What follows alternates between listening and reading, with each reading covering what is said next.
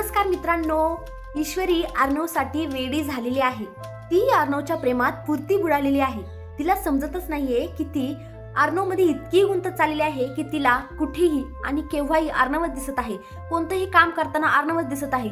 मित्रांनो, आता अर्णव आणि ईश्वरीच्या आयुष्यामध्ये एक गुड न्यूज येणार आहे. खूप आनंदाची गोष्ट, आनंदाची बातमी येणार आहे. ती कोणती, त्यासाठी व्हिडिओ नक्की शेवटपर्यंत बघा.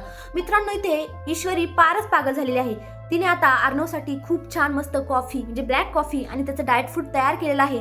बिचारा अर्णव झोपेतून असा ताण देऊन उठत आहे आणि ईश्वरी तयार होऊन तिने अर्णवची सुद्धा तयारी केलेली आहे. बघा ना मित्रांनो, म्हणजे नवऱ्याची किती काळजी आहे तिला. अर्णव तर खूप खुश झालेला आहे. अर्णव बोलत आहे, ईश्वरी म्हणजे मी सिंदूर, तू एवढी तयारी केली माझ्यासाठी सकाळ सकाळ उठून. तेव्हा ईश्वरी बोलत आहे, अहो तुम्ही माझ्यासाठी एवढं काय केलं, मग मी तुमच्यासाठी काही करू शकत नाही का? थोडं तरी करू शकते ना.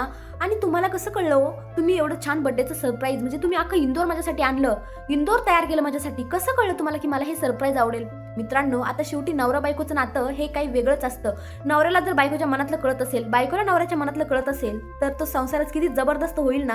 कारण आता जेव्हा अर्णवचा घसा बसला होता तेव्हा ईश्वरीला सगळं काही समजत होतं. मित्रांनो, अर्णव सुद्धा ईश्वरीवर प्रेम करतो, भलेही तो दाखवत नसेल, परंतु त्याला सुद्धा त्याच्या मनातल्या भावना समजणार ना. त्याला सुद्धा कळणार की ईश्वरीला काय आवडतंय काय आवडत नाही. त्यामुळे अर्णव बोलतो की तेवढं तर मी करू शकतो आणि ती खूप खूप म्हणजे खूप खुश आहे. इकडे मात्र आता अर्णव बाथरूम मध्ये गेलेला आहे आणि त्याचा हाताला लागल्यामुळे तो आता ईश्वरीला सांगत आहे की ईश्वरी प्लीज मला थोडं शर्ट घालून दे ना माझ्या अंगात. ईश्वरी बोलते की सर अहो असं काय बोलताय तुम्ही, मी कसं घालून देऊ तुम्हाला? आता ना इकडे खूप मजा येणार आहे. मित्रांनो, ईश्वरी खरंच इतकी इतकी वेडी आहे ना, अर्णवच्या प्रेमात पागल आहे, पण ती सांगायला धाडसच करत नाहीये. आणि अर्णव सुद्धा फक्त माझी बेस्ट फ्रेंड करत आहे, तिला बायकोचा दर्जा देतच नाहीये. त्यामुळे तिला असं वाटतं की अर्णव सरांच्या मनात काहीच नाही, मग मी कसं सांगू त्यांना जर नाही आवडलं तर बापरे, मनात तर दोघांचं पण आहे, पण सुरुवात कोणी करावी? जसं की नाही का माझ्या काळात घंटा कोण बांधणार अशी यांची गत झाली की सुरुवात कोण करणार की माझं तुझ्यावर प्रेम आहे असं कोण सांगणार? मित्रांनो, मात्र आता कोण कोणाला सांगणार पहिलं जाऊ द्या, पण इकडे खूपच धमाल चालू आहे. कारण अर्णव ईश्वरीला शर्ट घालायला सांगत आहे आणि ईश्वरी लाजत आहे, परंतु ती आता लाजत गाजत का होईना पण तो शर्ट घालायचा प्रयत्न करत आहे. पण मित्रांनो, शर्ट राहिला बाजूला आणि ही आपली ईश्वरी त्याच्यामध्ये एवढी बुडालेली आहे की तिने रोमॅन्सच सुरू केलेला आहे.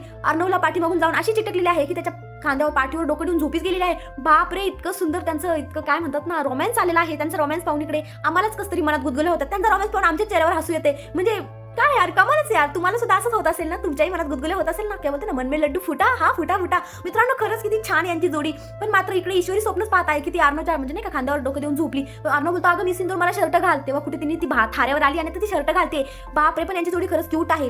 इकडे आता ईश्वरी एवढी हरवली की तिचं बोट कापलंय तरी तिला सुद्धा कळत नाहीये की तिचं बोट कापल्यानंतर अर्णव मात्र तिचं बोट असं तोंडात घेऊन तिचं रक्त ते हे करतो आणि तिला असं वाटतं की अर्णव सर किती जवळ येत चाललोय आपण एकमेकांच्या. अर्णव सुद्धा खरंच तिच्या प्रेमात म्हणजे हुरवूनच गेलाय.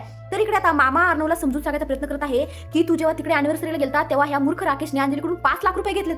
बापरे, अर्णव त्याला चिंतित पडलेला आहे. 5 लाख रुपये. आणि इकडे राकेश विचार करत आहे की माझ्या मूर्ख वेड्या बायकोकडून मी आणखीन पैसे उकळू शकतो, आणखीन पैसे त्याच्याकडून काढून घेऊ शकतो. मित्रांनो, इथे काय चाललंय राकेशचं ना काही कळतच नाहीये. हा राकेश तर सगळ्यांना उल्लूच बनत आहे. सगळ्यात जास्त काय बोलतो ना, अंजलीला उल्लू बनवत आहे आणि अंजली बनते आहे. परंतु इथे मात्र अर्णवला आणि मामाला सगळं काही माहित आहे त्याचे कारनामे. मित्रांनो, आता काय होणार, कसं होणार? अर्णव ईश्वरी एकत्र येणार का? गुड न्यूज येणार का त्यांच्या लाईफमध्ये? कधी सांगणार ते एकमेकांना? काय वाटतं कमेंटमध्ये नक्की सांगा. धन्यवाद.